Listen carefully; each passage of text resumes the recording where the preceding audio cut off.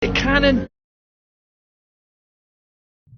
Hello guys, welcome to my new video. Today I'm gonna be reacting the theory of the Into the Pit Fazbear Frights timeline. Okay guys, so what am I waiting for? Okay, to the timeline. Let's start. Where does it fit into the lore? How does this seemingly feature William Afton and even Helpy? Well, don't worry, I have all them answers in today's video. You're not going to want to miss any of I this. really need to watch this. Okay, Into the Pit. Now, the FNAF Into the Pit video game is not to be confused with the FNAF Into the Pit graphic novel or book. The book came out in December 2019, and the graphic novel actually came out in 2022. So the game in itself is a completely new entity. And this is where things get really interesting, because the book seemingly takes us all over the timeline, and the game seemingly follows the book. But there are going to be several huge differences, and that's something I will cover later. Remember to stay close to your parents and leave before dark, kids. There are strangers out there. No, it's a prank, bro. Now, everyone on the internet seems to be debating whether this is going to be canon to the game timeline or not, and the simple answer to that is, when has a FNAF game never been canon to the universe? It hasn't. So, the simple answer is, this game will indeed be canon to the game universe. So, with that being said, where is it going to fit in the timeline, and what even is the story of Into the Pit? Well, don't worry, I've got you covered. Now, the game looks set to follow the story of the book, but there are several differences. But let's cover the book story first, so then we can easily move into the game story. Now, the graphic novel and the book are basically the same, with the exception of a few cutscenes here and there in the graphic novel, but nothing really to write home about. Basically, in summary, there's a boy called Oswald. He visits an abandoned Freddy Fazbear pizzeria and jumps into an old ball pit. He awakens in a vision of 1985, where he sees Spring Bonnie murdering 6 children, not 5, 6, and that's something again we'll touch on later. Oswald's father pulls him out but gets trapped inside himself. In the real world, his father is replaced by Spring Bonnie, but no one except Oswald realizes it. Oswald returns to the pizzeria, rescues his dad, and kills Spring Bonnie. And boom, that is it in a nutshell. But you might be thinking, well, hang on, in the game trailer and screenshots, we see it at a place called Jeff's Pizza. How is that? Well, simple. Jeff's Pizza is set in the future, where Jeff's Pizza used to actually be Freddy Fazbear's Pizza. They basically shut down Freddy Fazbear's Pizza, someone bought it and turned it into another pizzeria under his own name, Jeff's Pizza. Now, the main thing to note about this place is that it has a small stage, which no one performs on, a small rectangular ball pit surrounded by yellow netting that's roped off with a sign saying, "Do not use." Now, it's at this point where you're probably wondering, how does a ball pit suddenly transport a young boy back in time to 1985? It's not Back to the Future, so how does that happen in the Five Nights at Freddy's universe? Well, let me continue to explain. Because in the book, and it's seemingly in the game, because we have multiple screenshots showing us that there's different timelines happening throughout. Again, that's something I'll cover later. In the book, he takes off his shoes, submerges himself in the dusty red, blue, and green balls, and then he emerges up from the ball pit, seeing loads of kids, the place jam-packed, and a trio of animatronics.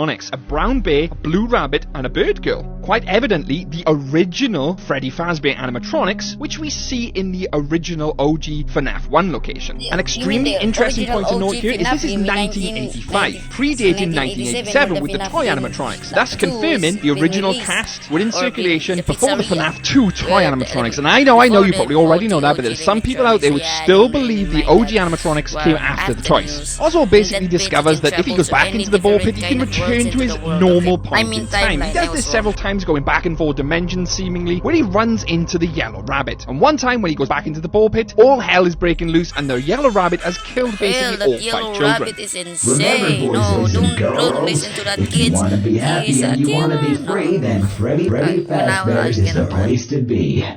Now you might be asking yourself, how will this now play into the game? And you still haven't explained how he can seemingly time travel using a ball pit. Well, I'll answer them questions for you right now. Now in the book, it doesn't exclusively say how he time travels using this ball pit, but we've got a rough idea. In the Fazbear Frights epilogue, a detective is going through all the murders and disappearances of the kids, and he goes into this ball pit. There's actually blood samples from that ball pit over 30 odd so years ago, and each one of those blood samples dated to a year someone went missing. Now in the book, Alright, this is time traveling. Now I know. basically all but confirmed that Agony is the cause for all the weird stuff which is going down in the Pizzaplex. Well, Jeff's Pizza to be correct. So with that being said, it's all but now confirmed that that ball pit houses at least 3 decades worth of agony. And we have good explanations for Agony and Remnant. They basically create haunted objects as such. So when Oswald himself goes into this pit, he experiences all the agony of all them victims. Now in the book, he's obviously experiencing the agony of the 5 original victims because he's going back to that original pizzeria and he sees the deaths taking place with Spring Bonnie. Makes sense, right? He's experiencing their pain in that ball pit, transports him back to where it all happened, where it all began. That makes sense for the book, but for the game and story, and for it to be a lengthy story, that wouldn't make sense. There wouldn't be enough to fill it out. If you look in the trailer, it actually shows us we're traveling all over the timeline. Different places, different dimensions, different years even. This picture here shows Freddy with a double set of teeth. That only happens in basically the 1985 pizzeria. We also see a Chica with only 2 sets of toes, or claws, or whatever you want to call them. This is only ever featured in FNAF 1, because other iterations feature it with 3 toes, such as the Nightmare versions, etc. We have a Toy Bonnie poster confirming the FNAF 2 pizzeria, again showing we're all over the place in the timeline. FNAF 6 alleyway here, potentially, with Helpy in the dumpster. Now, we know that's from FNAF 6, which is the pizzeria simulator. That is way, way in the future in the timeline. Not to mention, we see ourselves in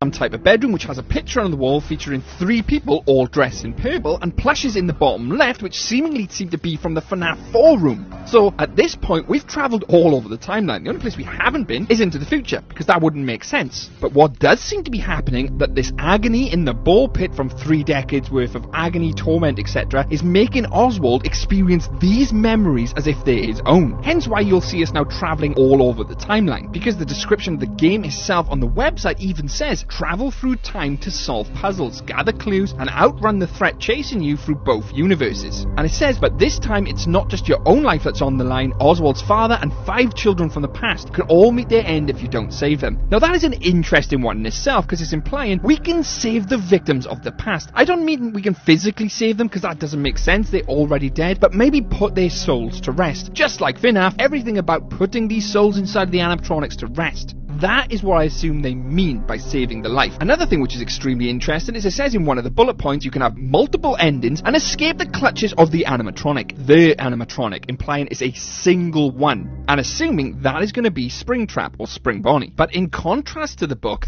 basically has Oswald playing games with the kids, befriending them until all hell breaks loose in a final couple of scenes. The game, however, doesn't seem to have this. It seems to solving puzzles, adrenaline-fueled story, travelling throughout the entire timeline. So I'm extremely interested to see how they adapt the book's version into this game version. Now there is one huge glaring issue with this entire thing. The book says that there are 6 victims. Well, it actually says there's half a dozen. Half a dozen is 6. The graphic novel also says there are half a dozen victims, again being 6. But the game version itself says there are 5. Now we know literally from the Mission Child incident that there are only 5 victims. So we know already that the book is showing that it wasn't entirely accurate or canon, because they've now changed the game to have 5. So what this now tells me is they've adjusted the book's version to make it 5 in the game to thus fit the canon of the game universe. That tells me that this game will now indeed be canon. Otherwise they would have just kept it at 6. Now, before we take that as absolute gospel, there is another option. People genuinely believe that Scott cannot count and believes half a dozen is 5 rather than 6.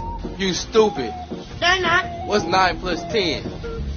21. You stupid. That is an option, but to make a mistake in the original book and then in the novel, and to do so several times, makes it feel like it wasn't a mistake but was genuinely intended. But regardless, the game now has 5 and will be canon to the game universe. Now, as I said, it appears we're travelling all over the FNAF timeline because of all the little Easter eggs throughout the game. But that could just be it. It could be that they're little Easter eggs throughout the game, surely. Well, you would like to say that, but there is a poster of Balloon Boy in part of the trailer, and Balloon Boy is only really confirmed in FNAF 2. That is it. That is where he began. So having him pre-1987, when the game we know goes back to 1985, really would not make any sense at all. So I'm going to throw Easter eggs out the window, although there definitely will be some. I believe we are jumping throughout timelines. Either that, or the game will literally just be a one-for-one recreation of the original Into the Pit book, which could be true, who knows. There were also several screenshots shared online of Jeff's Pizza. Now, I personally got these from Freddy Fazbear's PizzaFandom.com on the wiki, and it shows pictures which were not featured in the trailer, such as Spring Bonnie sitting in Oswald's home, basically where his dad would sit, and that is a recreation 1-for-1 from the actual book. You also see the exterior of Jeff's Pizza, Oswald being wrapped around a base principal, Chica in the kitchen, so forth, Oswald's bedroom, lots and lots of pictures here, guys. In terms of how the game would actually play and gameplay itself, well, it does say that it's going to be a puzzle adventure, so we can expect to be exploring various locations with what would presumably be Spring Bonnie / Spring Trap / Ball Trap, whatever they're going to call him now, chasing us throughout these levels. Because during the trailer, we do see Oswald hide in a Golden Freddy outfit, which is extremely interesting itself, implying we actually see Golden Freddy. Presumably this is a death cutscene because obviously we see Springtrap attack Oswald in the suit, and the graphic style itself is extremely interesting. I for one are extremely excited how they play this one out. With that being said, where it would fit in the overall timeline of FNAF seems to be placed just after FNAF 6, because obviously we do go back in time and we see what looks like FNAF 6 alleyway with Helby in the actual dumpster. Now Helby only came into the series in FNAF Pizza Simulator, although it is potential that he was there way before then. Regardless, I think it will be after 6 but before Help Wanted, but this will obviously be confirmed when the game releases. Now, there are also several other theories on the channel and a timeline refresher if you need it, fitting in Help Wanted 2 as well, so I highly recommend... Game. Make sure to like and subscribe if you haven't subscribed yet, and comment what you like in these videos. Okay guys, see you soon, goodbye.